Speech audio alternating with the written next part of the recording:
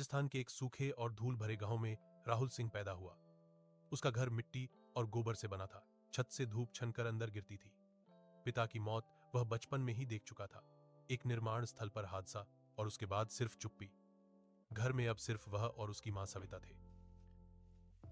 सविता दूसरों के घरों में कपड़े धोती थी। सुबह से शाम तक नदी के किनारे बैठकर साबुन और पत्थर से उसकी उंगलियों की खाल हमेशा फटी रहती थी। फिर एक साल बारिश के बाद वह बीमार पड़ गई।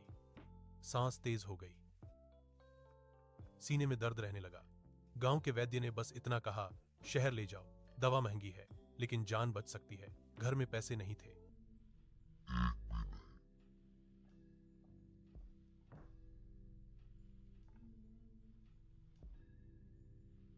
राहुल गांव के सबसे बड़े मकान के सामने खड़ा हुआ। वहां फैक्ट्री का मालिक विक्रम मल्होत्रा रहता था। बड़ा फाटक, अंदर संगमरमर का आंगन, छत से घूमता पंखा। राहुल जमीन पर बैठ गया, हाथ जोड़ लिए। बोला कि मां मर रही है, उधार दे दीजिए, जिंदगी भर काम करूंगा। विक्रम ने उसकी तरफ देखा तक नहीं, इशारा किया। 2 आदमी आए, राहुल को घसीटकर आंगन में ले गए। लाठियां पड़ी, धूल उड़ी, उसका चेहरा जमीन में दबा दिया गया। किसी ने हंसते हुए कहा, गरीबों की उम्र भी क्या बढ़ानी।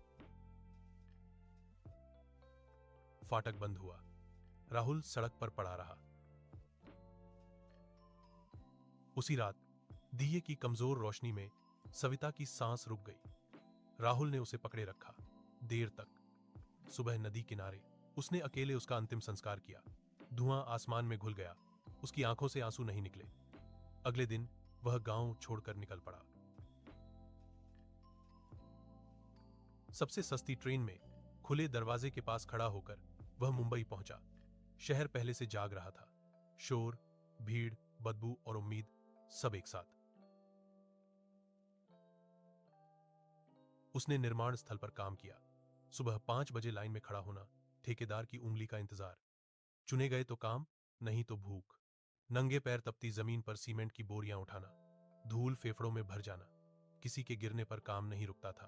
फिर ढाबे में बर्तन धोए, घंटों खड़ा रहना, गंदा पानी, जलते हाथ, मालिक की डांट। फिर रेलवे स्टेशन पर कुल्ली बना, दौड़ते हुए प्लेटफॉर्म पार करना, सूटकेस उठाना, कम पैसे लेना। पुलिस आई तो भागना, रात को फुटपाथ पर सोना, बारिश में भीगना, सूखी रोटी को धीरे धीरे चबाना।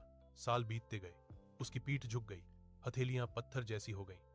वह कम बोलता था, सिर झुकाकर चलता था। एक दिन फैक्ट्री की मशीन टूट गई। गियर नियंत्रण से बाहर, बुजुर्ग लगभग घायल, जान को खतरा, उड़ती चिंगारियां, सब भागे।